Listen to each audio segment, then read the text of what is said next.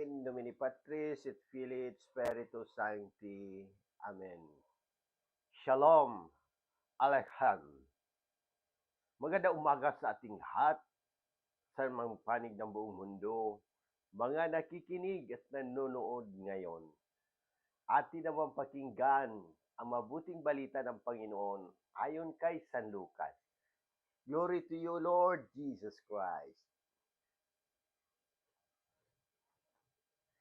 Noong panahong iyon, tinanong ni Jesus ang kanyang mga alagad ng patalinghaga,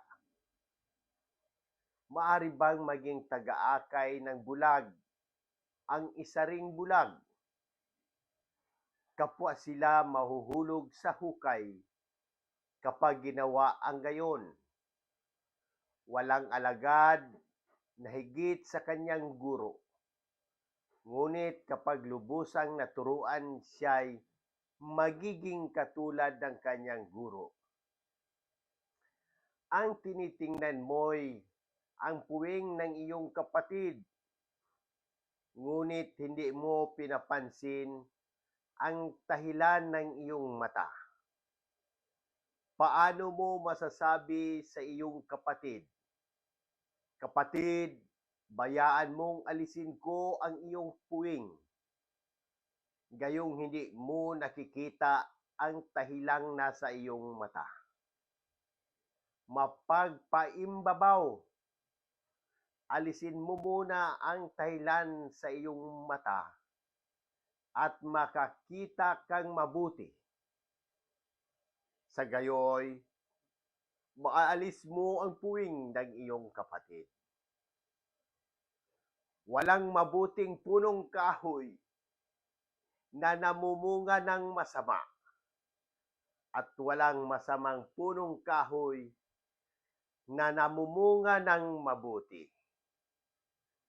Nakikilala ang bawat punong kahoy sa pamamagitan ng kanyang bunga, sapagkat hindi nakapipitas ng igos sa puno ng aroma at di rin nakapipitas ng ubas sa puno ng dawag.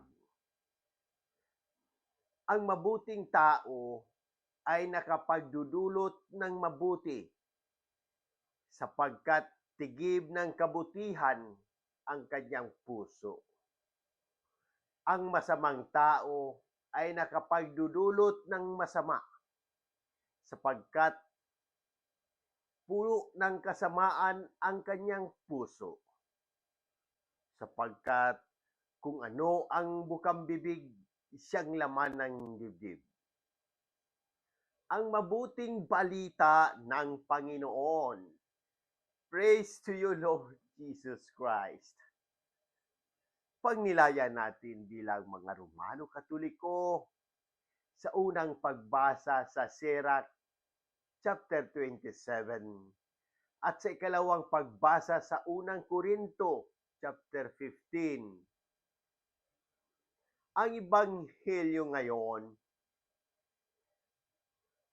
binibigyang diin ni Jesus ang kahalagahan ng tamang paggabay at pagiging mabuting halimbawa. Itinuturo niya na hindi maaring akayin ng isang bulag ang kapwa niya bulag, sapagkat pareho silang mahuhulog sa hukay. Ganito rin sa ating pananampalataya. Hindi natin maaaring ituro ang katotohanan kung tayo mismo ay hindi namumuhay ayon dito. Isa pang mahalagang paalaala ni Jesus ay ang pagiging mapanuri sa ating sariling kakulangan bago punahin ang iba. Madalas tayong mabilis manghusga ng iba, ngunit hindi natin napapansin ang ating sariling pagkukulang. Tinatawag tayo ng Panginoon na unang suriin at baguhin ang ating sarili bago natin itama ang iba. Mga halimbawa ng pagbabago sa panahon ngayon. Una, sa ating pananampalataya. Maraming mga Katoliko ang hindi na aktibong nakikilahok sa misa o hindi na nagdarasal ng regular. Ang tugon ng simbahan, ang mga programang pangkatikismo at online evangelization upang hikayatin ang pagbabalik sa pananampalataya. Pangalawa, sa ating lipunan, maraming kasinungalingan at fake news ang lumalaganap sa social media. Ang tugon ng simbahan, ang pagpapalaganap ng tamang impormasyon at pagbibigay ng gabay sa moralidad. Sa ating kalikasan, patuloy ang pagkakasira ng ating kapaligiran dahil sa kababayaan ng tao. Tugon ng simbahan, ang Laudato Si ng Santo Papa Francisco na nagpapahalaga sa pangangalaga sa kalikasan bilang bahagi ng ating pananampalataya. Paano natin mababago ang ating pagkakamali? Una, ang pagpapakumbaba at pagsisisi. Hingin ang awa ng Diyos sa pamamagitan ng mga sakramento ng kumpisal.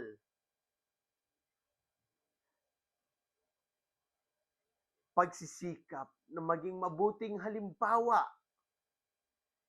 Gawing inspirasyon ang buhay ni Jesus at ng mga santo sa ating pang-araw-araw na pamumuhay.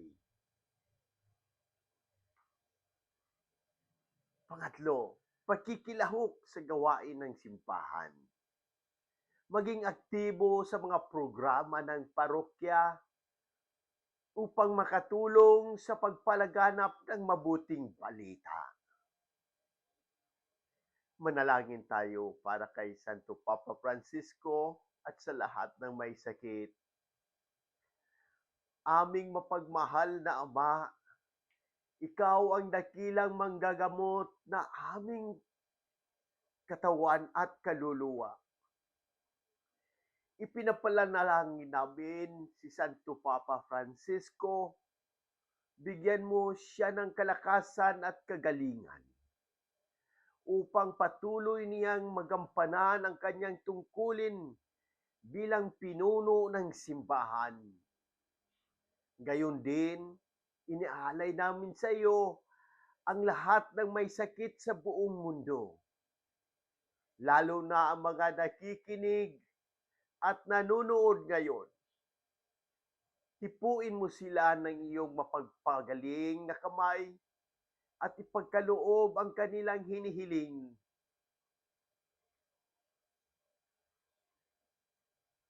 At ganap na pagkaling. Ito ay hinihiling namin sa pamamagitan ni Jesucristo kasama ng Espiritu Santo mapagsawalang hanggan. Amen. Ang ating mga referensya ay nagmula sa kay Laudato Si, Papal Encyclical on Environment, ni Pope Francis, Evangelii Gaudium, The Joy of the Gospel, by Pope Francis, Catechism of the Catholic Church, mga sulat ni Pablo sa mga Korinto, lalo na ang unang Korinto, chapter 15, naway patuloy tayong magsikap na maging mabuting bunga ng pananampalataya upang maging tunay na saksi ng mabuting balita ni Kristo. Amen. Sa muli, hinihikayat ko ang lahat, Katoliko man o hindi, na magtanong at pagnilayan ang mensahe ng Ebanghilyong ito. Kung may mga katanungan kayo tungkol sa pananampalataya, ang ating simbahan o anumang aspeto ng ating buhay, bukas ang aking puso na sagutin ang mga ito. Sama-sama nating pagnilayan at pahalagahan ang habag at pag-ibig ng Diyos na ipinapahayag ni Jesus sa Ebanghilyong ito. Sa pamamagitan ng ating mga gawain at salita, naway maging daluyan tayo ng habag at pagmamahal ng Diyos sa lahat ng tao. Amen. In nomine Patris et Filii et Spiritus Sancti. Amen. God bless!